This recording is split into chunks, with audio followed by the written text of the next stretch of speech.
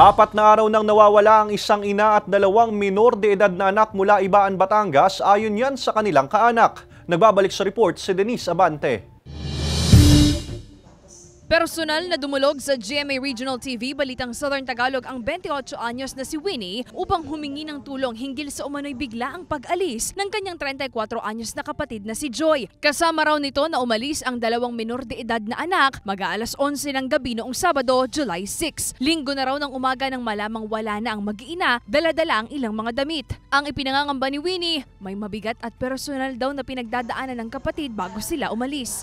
Tingin po namin talaga may pupuntahan or kakatagpuin siya na nakakausap niya na hindi namin alam kung sino kasi wala siyang nababanggit, di niya sinasabi kung sino. Hindi siya mentally stable po eh. Takas sa bahay, kakain kami. Pagpunta sa bahay, walang tao. Sinubukan pa raw nilang tawagan ng kapatid pero hindi na ito sumasagot hanggang sa hindi na nila makontak hanggang ngayon. Mula raw noong Linggo, binaybay na ni Winnie ang mga karatig barangay at bayan na posibleng puntahan ng mag-iina. Sa huling nakita sa barangay Bago, naglalakad pa puntang bayan po. Tapos after noon, lipat kami sa kabilang barangay po. Putol na yun. Kumbaga may area na sira yung CCTV so hindi na nakita. Naghanap kami ako sa bayan, kapatid ko sa Rosario at saka sa San Jose. Wala din po.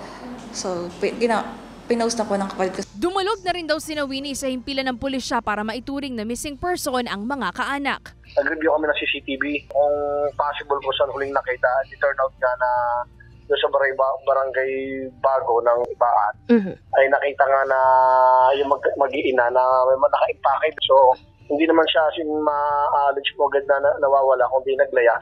Nag-a-assist pa rin tayo sa pamilya at sa mga barangay kung saan posible na kanino sumama o saan ka mag-anak nagpunta. Panawagan ni Winnie sa posibleng nakakita o nakapansin sa kaanak na kaagad ipaalam sa kanila kung may impormasyon sa kinaroroonan ng mag-iina.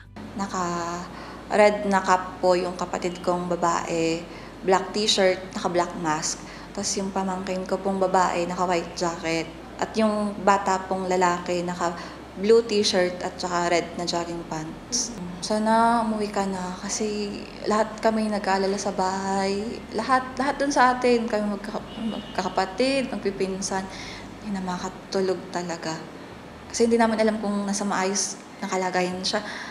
Silang tatlo, tsaka yung lalo mga bata. Sakaling may makakita sa mag-iina, maaaring tumawag sa 0917-132-8876 o sa Ibaan PNP sa 0927-731-3259. Kasama si J. Arman Harris, Denise Abante, Balitang Southern Tagalog.